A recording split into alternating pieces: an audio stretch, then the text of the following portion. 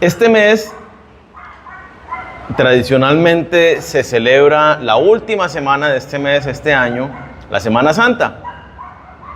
¿Qué es la Semana Santa?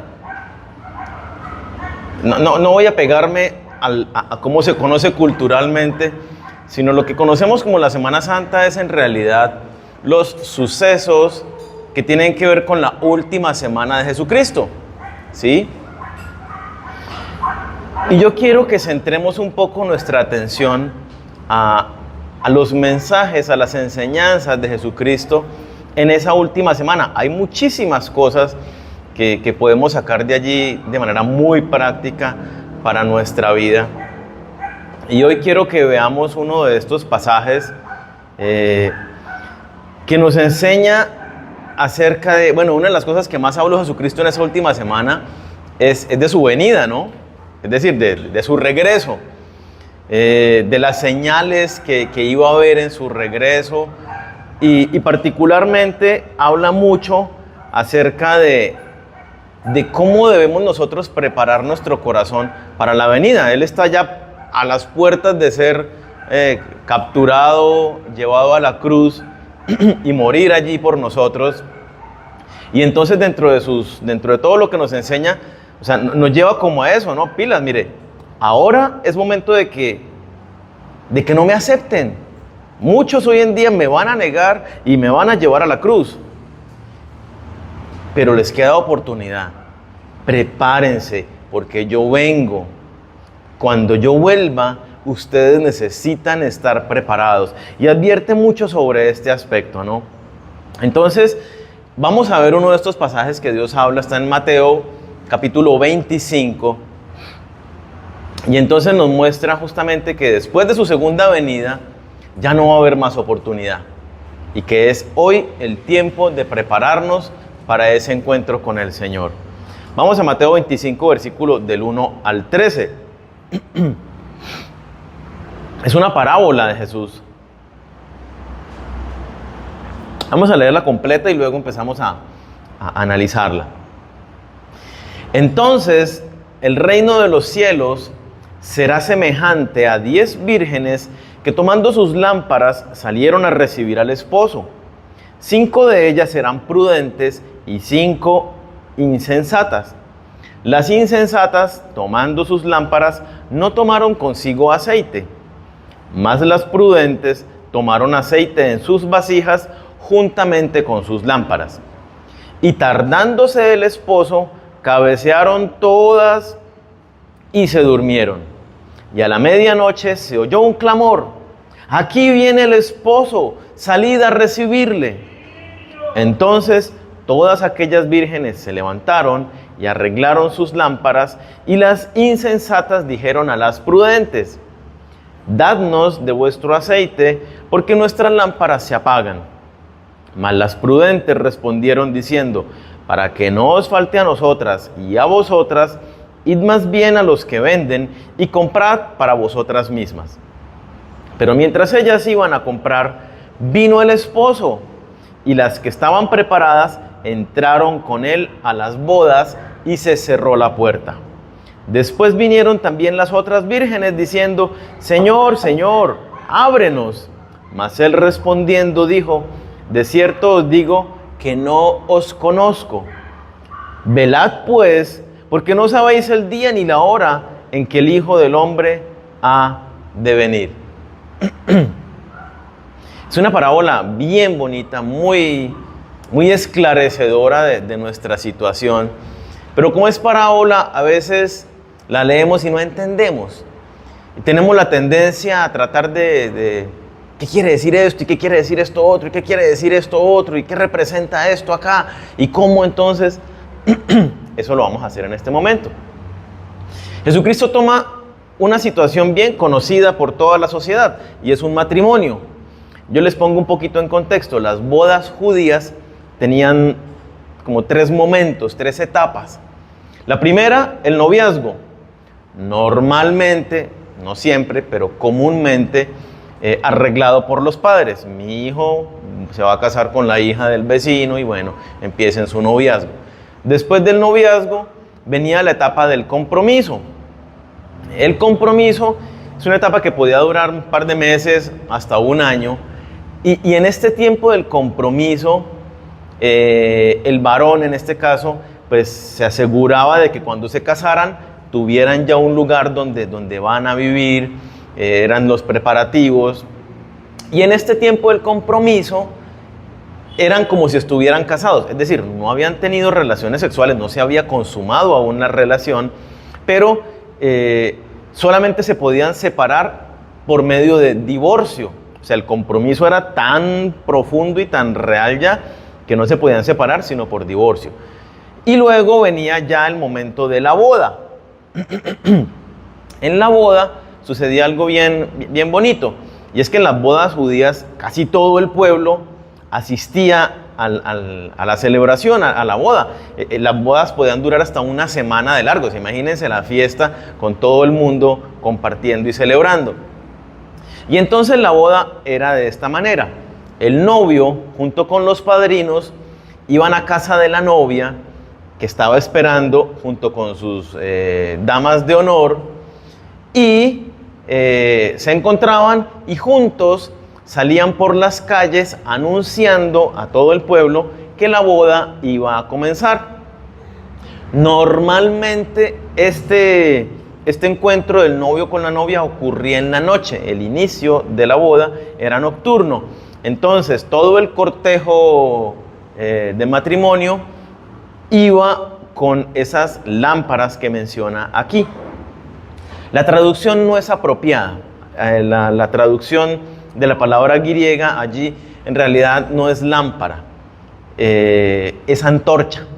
¿Sí? Cuando dice lámpara no hace referencia, uno se imagina la lámpara que tiene un depósito de combustible y la mecha y entonces dura mucho tiempo prendido. No, no es esa clase, es una antorcha, el palo con un trapo envuelto. No tiene dónde almacenar combustible, así que se consume rápidamente y necesita constantemente estar siendo recargado el combustible para que mantenga encendida. Son antorchas. Entonces iban con antorchas anunciando que la boda va a empezar. Este momento último es el que Jesucristo toma para hacernos esta ilustración. ¿Qué vemos en el pasaje? Hay un encuentro, ¿cierto? Está hablando de las novias, las doncellas en este caso están esperando la venida del novio. Como lo veníamos mencionando, este capítulo 25 está, obvio, inmediatamente después del 24, y el 24 es todo un capítulo donde Jesucristo nos habla acerca de las señales de la segunda venida. Y entonces nos dice, en la segunda venida no va a ser como la primera. Jesús vino hace 2000 años aproximadamente. Si alguno de ustedes hoy dice, no, yo no estoy dispuesto, no quiero seguir a Jesucristo. Por ejemplo, alguien que conocemos dice eso, yo no quiero seguir a Jesucristo. Mañana puede arrepentirse y decir, no, mentiras, sí voy a seguir a Jesucristo. O sea, hay tiempo después de la primera venida. Estamos en ese tiempo donde podemos arrepentirnos y decir, me voy al Señor. Personas que negaron a Jesús después se arrepintieron y creyeron el mensaje del Evangelio y se acercaron a Dios por medio de Jesucristo. Pero nos está diciendo que después de la segunda venida ya no hay más oportunidad, ya no hay posibilidad de arrepentimiento, ya no hay ninguna esperanza. Entonces veamos qué es lo que nos enseña. 10 vírgenes. Versículo 1, entonces el reino de los cielos, está hablando acerca del reino de los cielos, esa experiencia que trasciende a esta etapa terrenal en nuestras vidas. Es semejante a, entonces empieza la parábola, empieza a explicarnos. 10 vírgenes que tomando sus lámparas salieron a recibir al esposo. 2 personajes solamente, las 10 vírgenes y la venida del esposo. La situación con la lámpara, la explico en un momento. ¿Quién es Cristo? En la ilustración. El esposo, ¿cierto? El que viene es Jesucristo, es la segunda venida de Jesucristo. ¿Qué representan las 10 vírgenes? Representan a los que confiesan ser creyentes en Jesucristo, ¿cierto? A los que declaran tener una expectativa de que Jesús vuelve por ellos y que ellos van a estar con Él por la eternidad, ¿sí? Y la lámpara no representa lo que muchas veces las personas interpretan. Muchas veces hay una interpretación que no aplica, y es que la lámpara, el aceite representa el Espíritu Santo. Y eso lo dicen en muchos lugares. Y no es cierto. No todo tiene una simbología. Lo de la lámpara y lo del aceite no tiene nada que ver con el Espíritu Santo, sino tiene que ver es con la preparación de los creyentes, con la preparación de las novias en la ilustración, ¿sí? Miremos entonces las novias. ¿Cuántas dice? 10. Imaginémonos que las estamos viendo, las vemos, están aquí paradas las 10 vírgenes, ¿cierto? Las 10 doncellas, todas con su traje de boda, cada una con su antorcha. A nuestros ojos, ¿cómo las vemos? Son todas iguales, es decir, hay lo mismo en ellas, el mismo traje, la misma intención, la misma preparación. Vamos a nuestro encuentro con nuestro esposo, tenemos la antorcha, así que aparentemente hay una misma intención en todas, una misma realidad en todas. Pero el pasaje nos dice no son iguales. 5 son prudentes y 5 son insensatas. ¿Y dónde radica la evidencia de cuáles son las prudentes y cuáles son las insensatas? Lo que le mencionaba hace un momento, en la antorcha, ¿cierto? Que en el pasaje dice lámpara, pero voy a decir en todo momento antorcha, porque es la traducción más clara. En la antorcha que ellas tienen. Entonces, las que prepararon combustible para mantener su antorcha encendida son las prudentes, y las que simplemente agarraron la antorcha sin preparar el combustible para mantenerla encendida son las insensatas. Entonces, como estas vírgenes representan a los que confiesan ser creyentes en Jesucristo, por eso no hablo de cristianos, ni de hijos de Dios, ni de iglesia, porque no es precisamente lo que el contexto nos permite entender. En la iglesia vemos muchas personas que aparentemente tenemos la misma intención de buscar a Dios, de seguir a Dios, que tenemos de alguna manera la misma expectativa de nos vamos a encontrar con Jesucristo, ¿cierto? Hay como esa misma creencia, ese mismo interés, ese mismo enfoque, pero aquí tenemos que recordar lo que Jesucristo mismo enseña en otras parábolas, cuando dice, por ejemplo, hablando del reino de los cielos, dice, el reino de los cielos es, y habla del campo donde se siembra la semilla de trigo, pero juntamente con el trigo también crece la cizaña.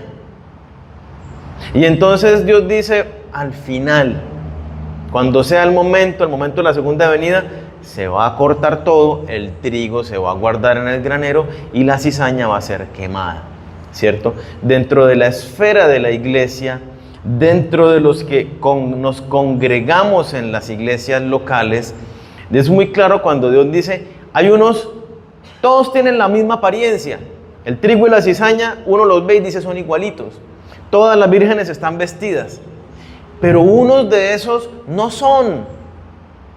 Y la Biblia dice, salieron de nosotros, no eran de nosotros, pero salieron de nosotros para que se viera que no todos son de nosotros, dice la palabra.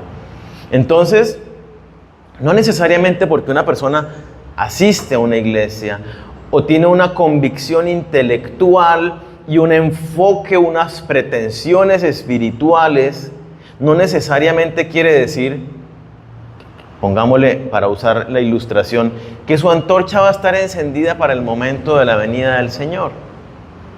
Entonces, Dios nos dice, ¿dónde está la diferencia entre estos aparentes cristianos y estos otros? Dice, en la manera como se prepararon, en la manera como están dispuestos para el encuentro con el Señor realmente.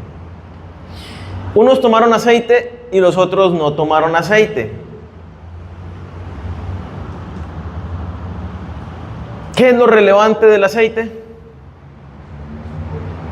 Que revela si estoy preparado o no. Sí, no lo sobreespiritualicemos el aceite ni la antorcha. Esa es una ilustración para mostrar, unas se prepararon y las otras no se prepararon. Cualquiera, y lo repito, cualquiera puede manejar un lenguaje religioso. Cualquiera puede participar activamente de una congregación cristiana. Es verdad, no necesita ni siquiera tener mucha fe para eso, ni siquiera fe clara en Jesucristo. No se necesita. Las personas acuden a la iglesia por muchos motivos. De repente muchos asisten porque están buscando que Dios les sane, les supla una necesidad. Y no necesariamente están rindiendo su vida a Jesús ni viviendo para Él, ni nada como lo demandan las Escrituras.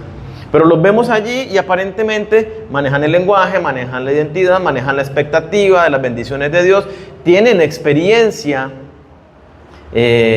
espiritual, experiencia de cambio en su vida, experiencia emocional. Y esto quiere decir que son salvos. Y yo quiero referirme aquí un poco que Jesucristo mismo nos habla en otra parábola, la parábola del sembrador. Y la recordamos. Salió el sembrador y sembró la semilla. Una cayó en el camino, otra cayó en pedregales, otra cayó en medio de arbustos y la otra cayó en tierra fértil. Cuando nosotros miramos estos 4 semillas, una dice que de plano se la comieron los pájaros y no pasó nada con esa semilla. Son aquellos que dicen yo no creo y chao. Pero las otras 3 crecen. Las otras 3, la semilla produce un cambio. Empieza a crecer una matica, dice, pero como no tiene raíces profundas, entonces se seca y se muere. La otra crece, tiene una experiencia en la iglesia chéverísima, experimenta cambios, experimenta espiritualmente el mover de Dios en su vida, tiene una vivencia espiritual, intelectual, en todo sentido, está creciendo, dice, pero los afanes del mundo la ahogan y no produce fruto. Y en el contexto de la ilustración de la parábola del sembrador, nos muestra muy claro que de estas 4, solo una produjo vida eterna, fruto para vida eterna. Las otras 3 semillas, aunque tuvieron experiencia cristiana, crecieron, sirvieron, se discipularon y lo que fuera, no se salvaron. Es lo que nos enseña la parábola del sembrador. Entonces, aunque haya una experiencia, aunque haya un ánimo, aunque haya cambios en la vida de la persona, no necesariamente se deben a que han rendido su vida a Jesucristo, a que han nacido de nuevo. Hay un dicho, ¿no? Dime con quién andas y te diré quién eres. El que anda con lobos, aullar aprende. Simplemente yo ando rodeado de gente que está buscando a Dios, escucho palabra de Dios, veo cómo las personas se tratan bien, yo digo qué bonito, y adopto esas nuevas costumbres que me parecen lo más de lindas, lo más de interesantes para mi bienestar y de los que me rodean. Pero eso no implica de ninguna manera que estoy viviendo para Dios, que estoy preparado para ese encuentro con el Señor. Entonces, tal vez no hay una realidad, una real convicción en el corazón de la persona. Tal vez no ha entendido qué implica esta preparación. Y esta apariencia no produce fruto para vida eterna. ¿Qué tenemos que hacer entonces de acuerdo a lo que vemos en el pasaje? ¿Cuál quiero ser, el prudente o el insensato cuando venga nuestro Señor? Y esa es la experiencia. Prudente o insensato. Entonces, tomar aceite para nuestra lámpara hace referencia a mi profesión de fe, a mi diario vivir, a dónde está centrada mi mente, mi corazón, mis pensamientos, mis actitudes, mis palabras, todo lo que yo soy, todo lo que yo hago. La conducta, ¿cierto? La experiencia cristiana realmente. ¿Y esto qué quiere decir?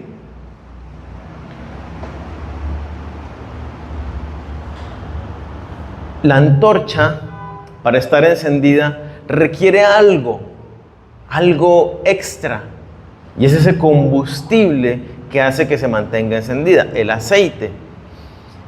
Nosotros no podemos tener una experiencia con Dios, una pretensión real de encontrarnos con el esposo, a menos de que haya un combustible en nuestra vida. ¿Cuál es ese combustible? Es una relación real con Dios. Pero quiero aclararlo. Hay personas que piensan que tienen una relación real con Dios porque a lo largo del tiempo han adquirido conocimientos de Dios, ya sea en un discipulado, ya sea atendiendo a las reuniones de la iglesia, pero en realidad no están viviendo lo que la Biblia dice. ¿Y qué dice la Biblia? Lo hemos hablado mucho en otros momentos. ¿Qué hizo Jesucristo en la cruz? Hace justicia, ¿cierto? Dios hace justicia por nosotros. Él toma nuestros pecados y muere en mi lugar pagando un precio.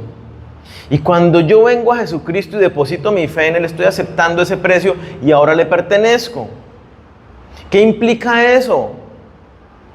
Y tiene que ver directamente con la preparación. ¿Qué implica? ¿En qué consiste la preparación? Ya no vivo para mí, vivo para Dios.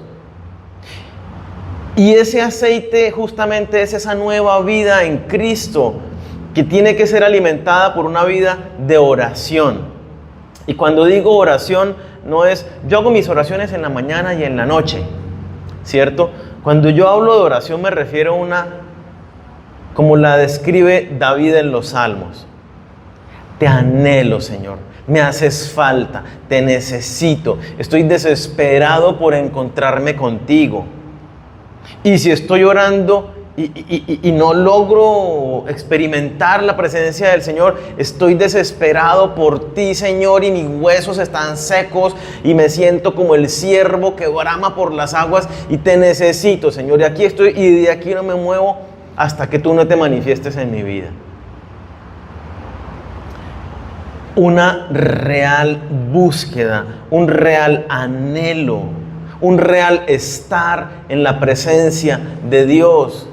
Los salmos no son poesía, son la realidad de un corazón que busca a Dios. Aún en medio del sufrimiento, de las angustias, de todo lo demás. Ese prepararnos es una vida realmente sujetos a Dios, no simplemente porque es que mi religión me demanda obedecer esto y esto y esto, porque es que créanme, hay muchos cristianos que su cristianismo es eso, yo obedezco, es porque ahora mi religión cristiana demanda que yo obedezca todo esto.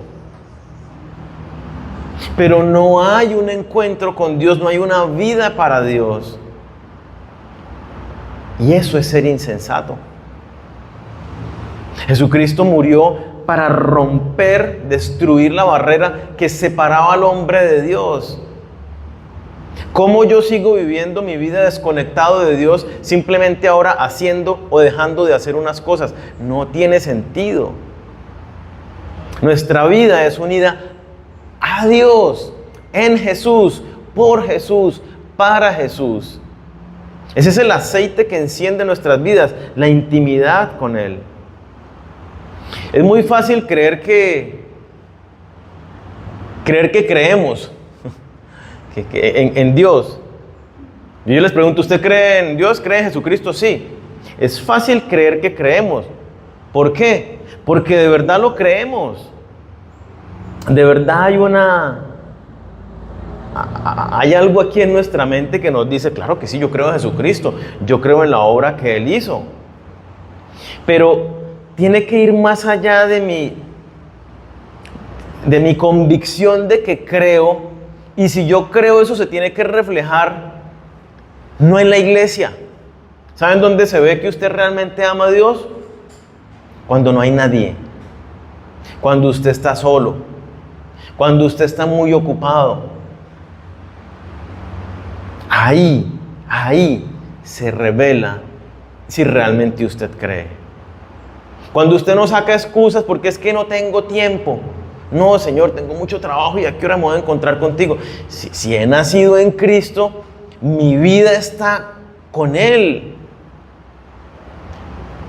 Todo como necesito el aire para respirar, para vivir.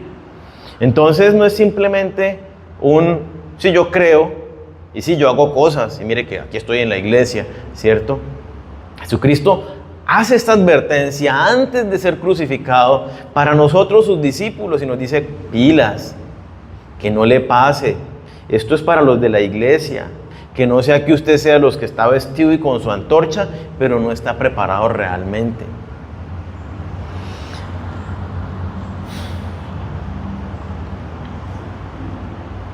Versículo 5 dice, y tardándose el esposo, cabecearon todas y se durmieron. ¿Cuál es la advertencia que nos hace, no? Mire, desde la perspectiva humana, el esposo tarda. Y nosotros puede que digamos, sí, el Señor se está demorando mucho, Señor, ven pronto. Y alguno puede decir, vea, pero yo veo ya todas las señales que tú decías y nada que llegas, ¿por qué no vienes? Eso es lo que dice el pasaje, ¿cierto? Se demoró, tardando el esposo, se durmieron todas. Y esto nos enfatiza un poco más el hecho de que nadie sabe cuándo va a venir Jesucristo. Nadie sabe. Jesucristo no va a tardar, no tarda. Llega en el momento exacto señalado por el Padre. No hay demora. Fríamente calculado, todo conforme a su plan. Entonces, todas se durmieron. Las prudentes y las insensatas. Mire que no está haciendo referencia entonces a una mala profesión de su fe, ¿cierto? A que no estuvieran preparando sus corazones con su vida misma en dependencia, en intimidad con el Señor, sino que nos está diciendo justamente eso, ¿no? Oye, no hay forma, porque es que si leemos el contexto, ahí completo, como ya lo leíamos hace un momento, están durmiendo y cuando duermen, llegó el esposo. O sea, la que está lista se encontró con él, la que no pudo encontrarse con él. Y es justamente lo que vemos a continuación de lo que se desarrolla ahí en el pasaje. Entonces nos está diciendo, no puedes prepararte cuando veas a Cristo en las nubes, cuando, como dice la palabra, todo ojo le verá. Lo veo y ahí dice, ay Señor, ahora sí me arrepiento, perdóname de todos mis pecados y perdóname porque no te he buscado lo suficiente y perdóname porque no he hecho esto y esto y esto y esto y esto y ahora sí quiero estar bien contigo para irme contigo, Señor, gracias. Dice, ya no hay posibilidad, ya no la hay. Estaban durmiendo. No hay nada que hacer después del llamado. Llegó el Señor. ¿Cuándo llega el Señor? Puede ser en este preciso instante. Y si tú no estás preparado en este momento, chao. Puede ser mañana. Puede ser en 10 años. ¿Y cuándo es el momento de prepararme? Hoy. ¿Qué pasa? Mucha gente dice, no, yo estoy muy joven, ahorita que estoy en mi etapa productiva, tengo que dedicarme a trabajar, a construir una estabilidad y seguridad para mi familia, y entonces estoy muy enfocado en eso. Más adelante, cuando esté mayor, voy a tener tiempo para Dios, y ahí sí voy a conectarme con el Señor. No tiene sentido. El Señor viene mañana, pasado mañana, usted no sabe cuándo viene. Ya están las señales dadas. Así que en cualquier momento viene el Señor. Entonces, hay personas que dicen, yo nací en un hogar cristiano, entonces yo he creído toda mi vida, yo sé que yo soy salvo. ¿Tiene aceite para su lámpara? ¿O simplemente hay una profesión externa de fe, no? Mira lo que dice Jesucristo. Acaba de enseñar, ahí mismo cuando empieza a enseñar lo que estamos leyendo, acaba de decir otras palabras, es un mismo sermón. Capítulo 24, vamos a la hoja de atrás.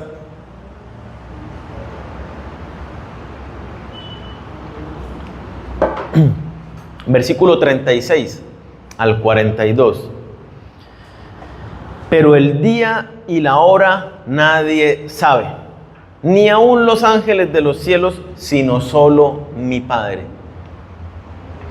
Mas como en los días de Noé, así será la venida del Hijo del Hombre, porque como en los días antes del diluvio, estaban comiendo y bebiendo, casándose y dando en casamiento, hasta el día en que Noé entró en el arca, y no entendieron hasta que vino el diluvio y se los llevó a todos.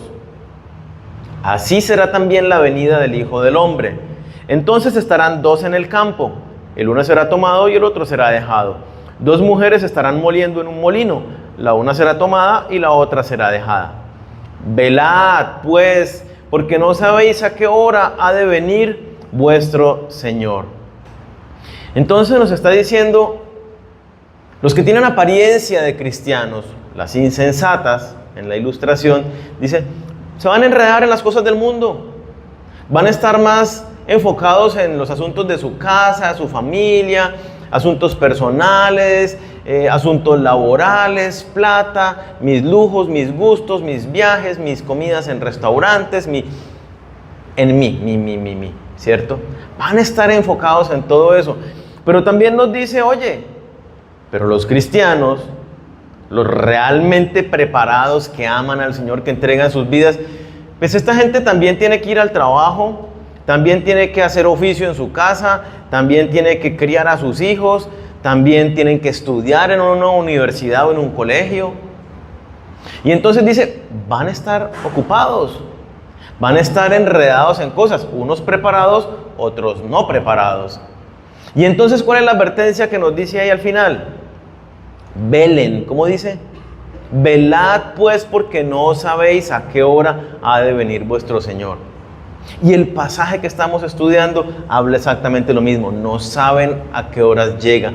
Tiene que estar preparado. Velad, esté alerta, esté vigilante. ¿Cuándo llega? Puede ser ya. Y entonces, ¿cómo quiero yo que me encuentre el Señor? ¿Viviendo para mí mismo? Ayer le preguntaba a un grupo de personas, ¿usted para qué trabaja? Y la mayoría de personas trabajan por un sustento, ¿cierto? Porque si no trabaja, dice la palabra, el que no trabaja, que no coma. Pero hemos entendido esto como que yo trabajo es por dinero. Y entonces con el dinero pago el arriendo, compro la ropa, compro los alimentos, y de ahí para allá me doy todos los gustos, ¿cierto?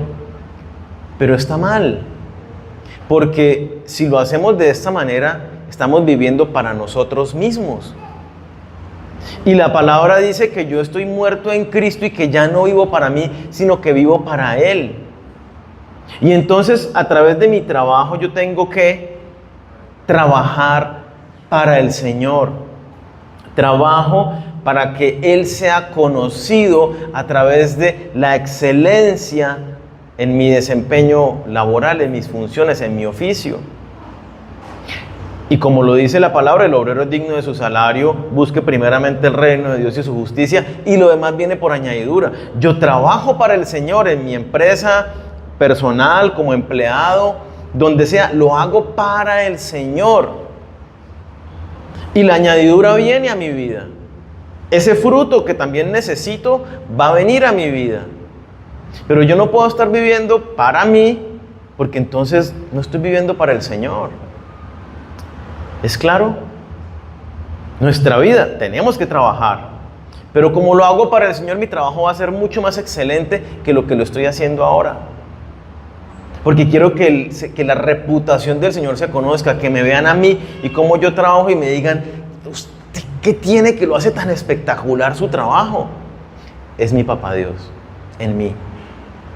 Y lo doy a conocer a través de lo que yo hago.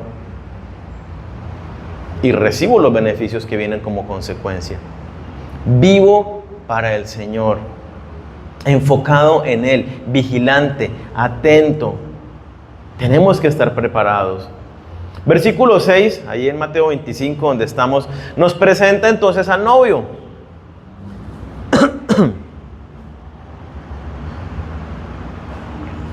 6 al 12. A la medianoche se oyó un clamor: aquí viene el esposo, salid a recibirle. Todas aquellas vírgenes se levantaron, arreglaron sus antorchas, y las insensatas dijeron a las prudentes: dadnos de vuestro aceite, porque nuestras antorchas se apagan. Mas las prudentes respondieron diciendo: para que no nos falte a nosotras y a vosotras, id más bien a los que venden y comprad para vosotras mismas. Pero mientras ellas iban a comprar vino al esposo, y las que estaban preparadas entraron con él a las bodas, y se cerró la puerta. A mí me encanta esto. ¿Quién es el que viene? Cristo. Cristo vuelve por nosotros. Cristo viene por su iglesia. Y este encuentro será glorioso, espectacular. Es el momento donde cesamos todo sufrimiento, toda dolencia de este cuerpo, toda necesidad en esta vida, y estaremos por la eternidad cara a cara con el Señor. Es lo más espectacular en nuestras vidas que nos podamos imaginar.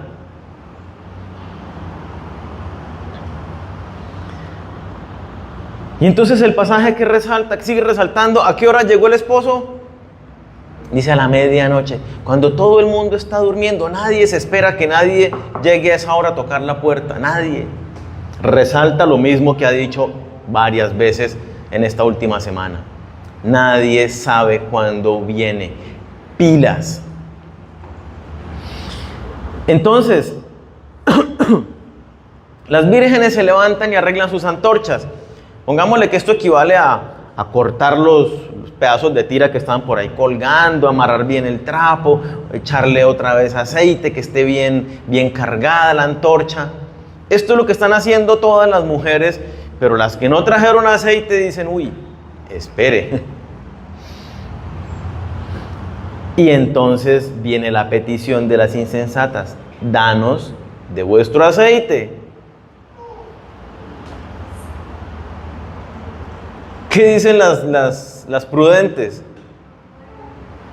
Lo siento, pero no.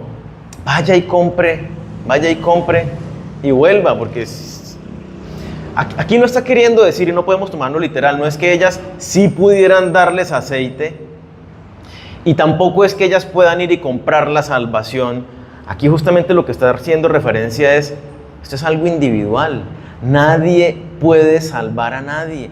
Cada uno toma su propia decisión. Cada uno prepara su corazón y se dispone para Jesucristo.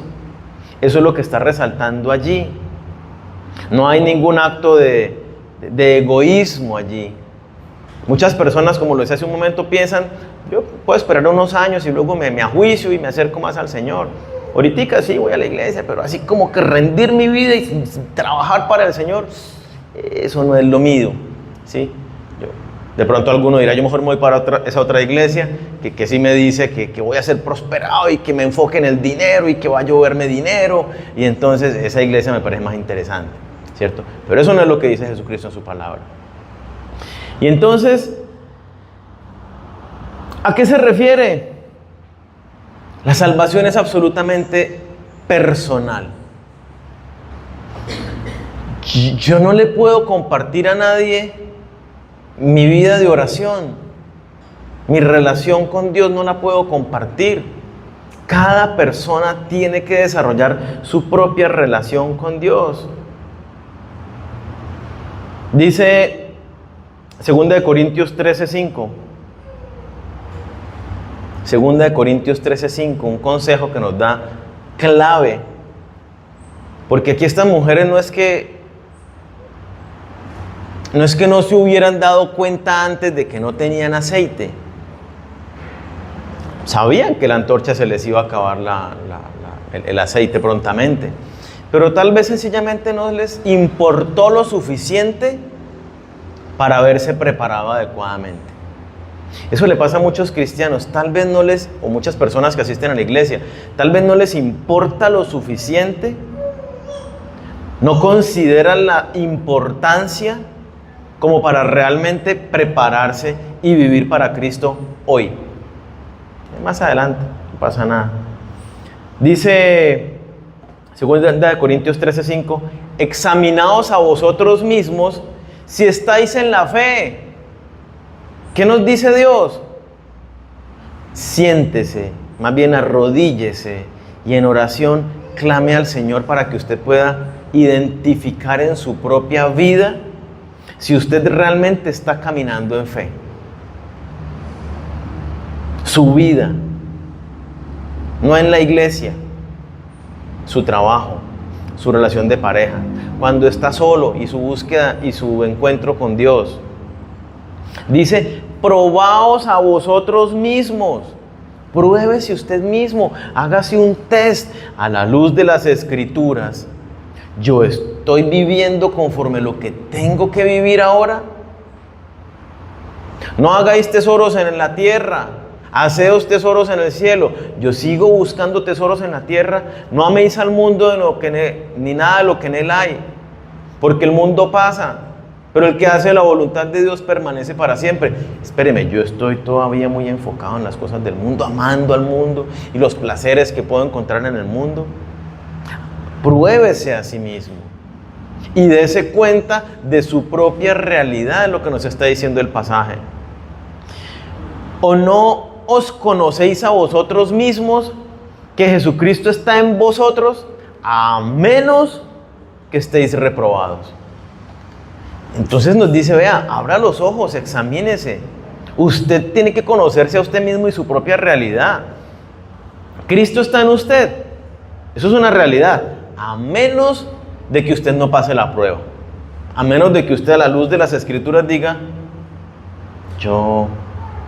Jesucristo no es mi Señor, no es mi dueño. Yo no he muerto. Yo no estoy viviendo en Cristo y para Cristo.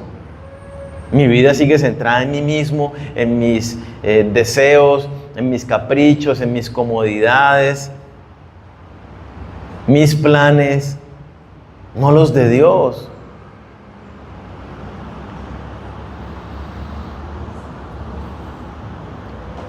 Y entonces,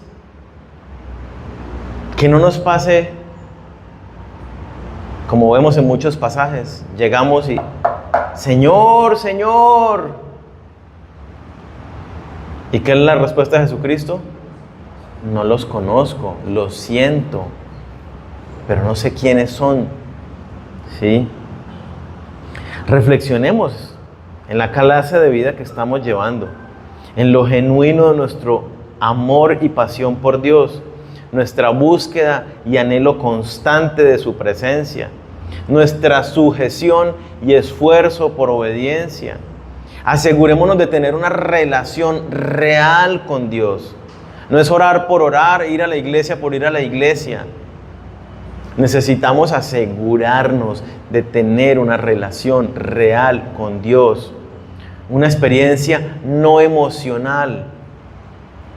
Ay, pero las emociones no son malas, Daniel. No, no son malas. Pero si usted se queda con una experiencia emocional, lo más probable es que esté engañado y no tenga una experiencia real con Dios. Las emociones son engañosas.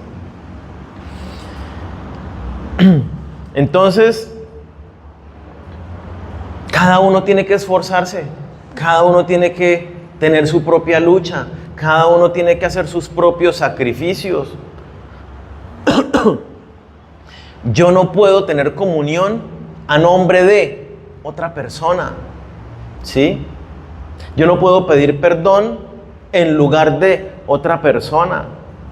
Mi vida espiritual yo no la puedo compartir, no la puedo transferir Cada uno tiene que nutrir su relación con Dios, su vida espiritual.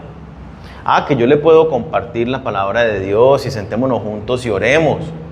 Eso claro que se puede hacer. Estudiemos juntos la palabra, lo estamos haciendo ahora. Alabemos juntos al Señor. Yo puedo y debo motivar a mis hermanos en todo esto. Pero lo que pasa en el corazón, eso depende de cada uno. Cada uno tiene que hacer sus propios sacrificios, y con esto me refiero a que cada uno tiene que madrugar más. Que es que no tengo tiempo para encontrarme con el Señor. Pues madrugue más.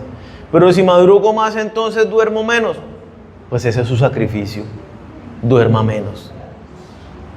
No hay nada más importante que Dios. Y el pasaje nos presenta una intención, un final. ¿Cuál es el final feliz? Encontrarnos con el Señor y estar con Él por siempre. Y la vida acá pasa. Es un abrir y cerrar de ojos. Entonces yo necesito hacer mis sacrificios hoy. Que es que yo llego cansado de saber televisión. Pues llegue cansado de encontrarse con el Señor y no vea televisión, no se meta en redes sociales, si esa es la excusa que usted encuentra para no encontrarse con el Señor. Que es que trabajo desde que me levanto hasta que me acuesto. Bueno, por un lado déjeme decirle que usted es un esclavo, ¿cierto? Y por otro lado, déjeme decirle que Dios es primero y más importante que todo eso. Así que antes de acostarse o antes de levantarse, levántese antes y duerma menos. Será un sacrificio, pero teniendo relación con Dios se va a dar cuenta que usted es esclavo del trabajo, esclavo del dinero,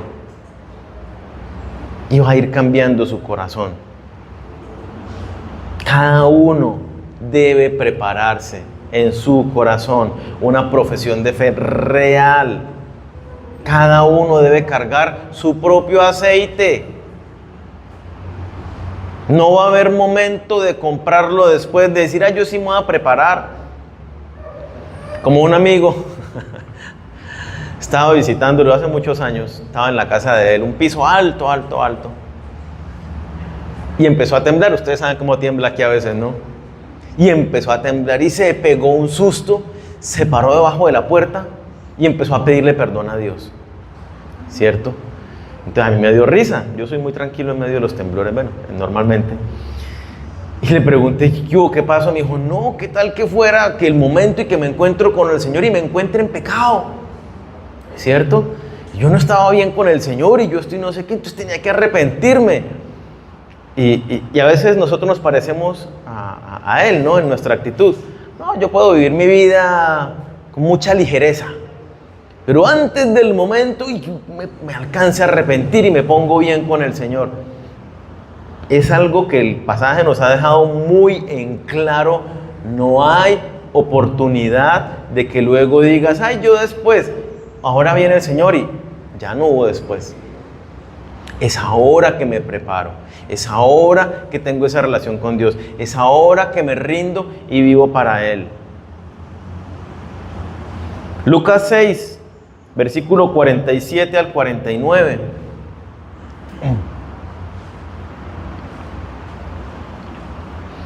Jesucristo dice, y esto es al finalizar el sermón del monte, como diciendo, mire, tienen que vivir todo esto y el que no lo pone en práctica.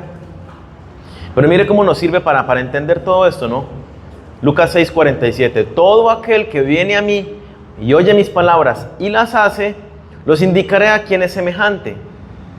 Semejante es al hombre que al edificar una casa, cavó y ahondó y puso el fundamento sobre la roca. Y cuando vino una inundación, el río dio con ímpetu contra aquella casa, pero no la pudo mover porque estaba fundada sobre la roca. En Mateo, a este hombre lo llaman el prudente. Mas el que oyó y no hizo, semejante es al hombre que edificó su casa sobre la tierra, sin fundamento, contra la cual el río dio con ímpetu y luego cayó, y fue grande la ruina de aquella casa. En Mateo, a este hombre lo llaman el insensato.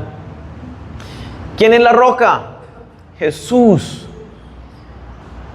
El pasaje es muy claro. ¿Tu vida está realmente edificada en Jesús? ¿O está edificada en una creencia de Jesús, pero tú sigues haciendo lo que te place. Tú sigues gobernando, tú sigues dándole rienda suelta a tus emociones en todos los aspectos de tu vida. Porque el pasaje nos dice eso. Usted puede creer, y el pasaje justamente nos dice, los dos hombres escucharon la palabra de Dios, los dos hombres creen en Jesús, pero uno realmente pone en práctica lo que Dios dice, construye su vida, sus finanzas, su matrimonio, su carácter, sus palabras, sus estudios, todo su ser en Jesús, por Jesús, para Jesús.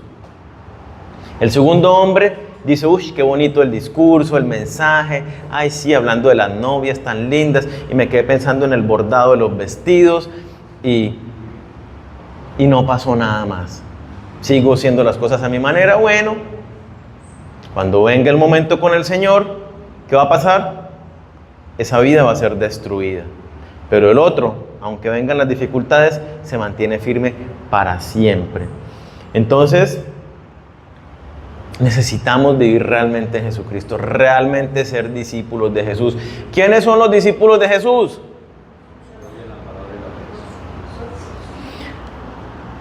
El que oye la palabra de Dios y la obedece. Discípulo de Jesús. Jesucristo lo dice. ¿Quieren ser mis discípulos? ¿Sí?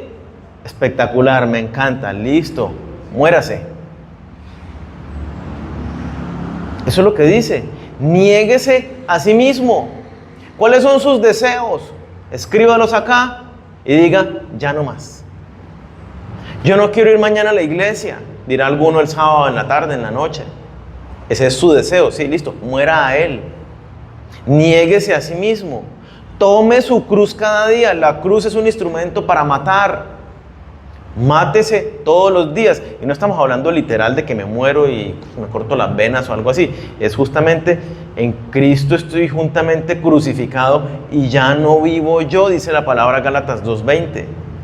Cristo vive ahora en mí. Es una realidad. No es discurso, no es cuento bonito, es lo que dice consistentemente toda la Biblia. Jesucristo, sus últimas palabras antes de entregar su vida por nosotros, nos advierte montones de estos pasajes. Este pasaje, esta parábola que estamos estudiando, casi todas las parábolas en esos días dicen exactamente lo mismo, con diferentes ilustraciones, pero el mensaje es el mismo. Prepárese, esté atento. Pilas, no es simplemente una profesión de fe, una apariencia, unas cosas que hago, es una vida realmente rendida a Jesucristo, preparados. Versículo 10, mientras ellas iban a comprar, vino el esposo. ¿Y quiénes entraron? ¿Cómo dice? Las que estaban preparadas entraron con él a las bodas y se cerró la puerta. Después vinieron también las otras vírgenes. Señor, Señor, ábrenos. Nos miran, nos estamos vestiditas, tenemos las antorchas. Mas él respondiendo dijo, de cierto os digo, no os conozco. Tenemos que estar preparados. Ya. Buscarlo ahora, como dice la Escritura, cuando todavía puede ser hallado. Servirle a Dios ahora. Honrarlo ahora. Ahora, hoy, es que te aseguras un lugar en el reino de los cielos.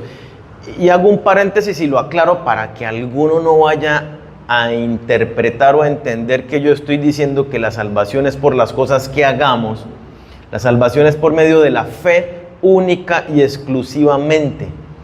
Pero si usted ha confesado por medio de la fe que acepta el precio que Jesucristo pagó en la cruz y ahora Él es el dueño de su vida, pues si Él es el dueño, usted no puede hacer nada de lo que usted quiere, porque usted no se pertenece.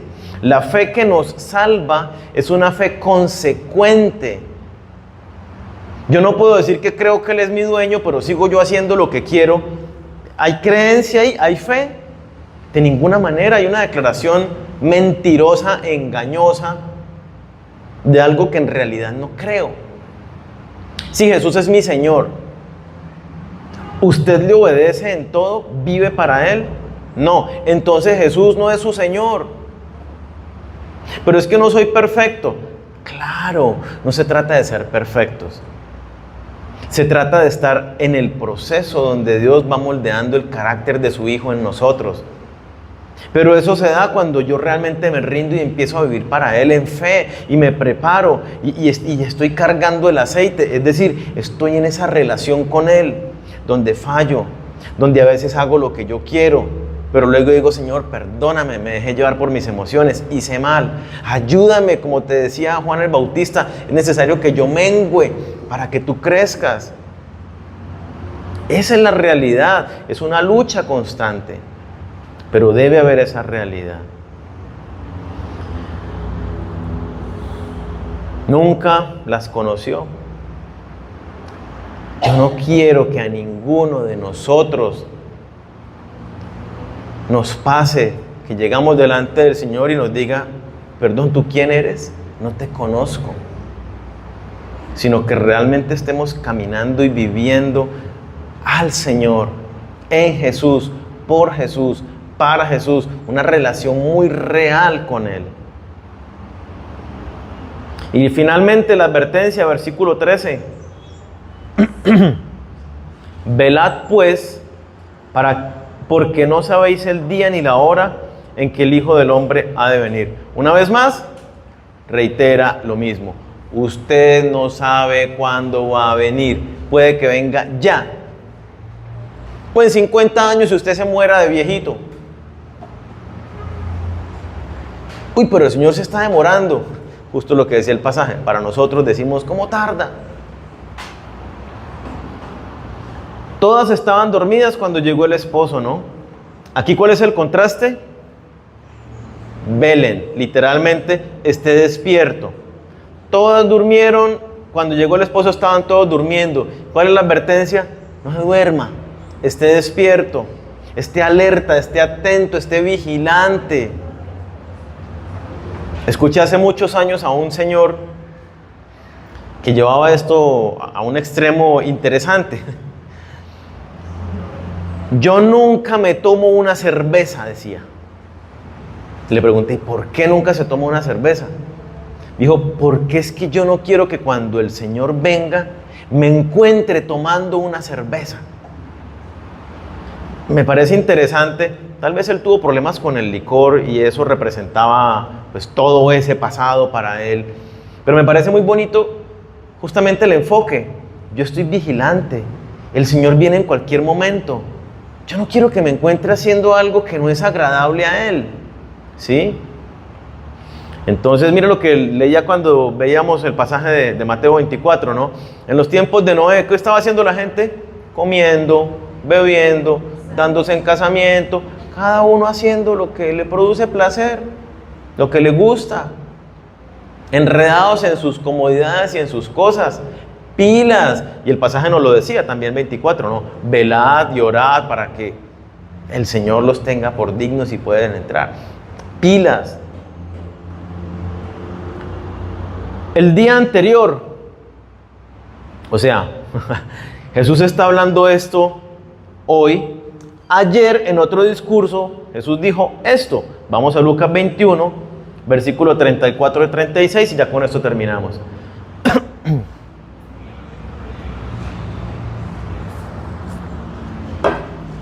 Mirad también por vosotros mismos, que vuestros corazones no se carguen de glotonería y embriaguez y de los afanes de esta vida, y venga de repente sobre vosotros aquel día, porque como un lazo vendrá sobre todos los que habitan sobre la faz de toda la tierra.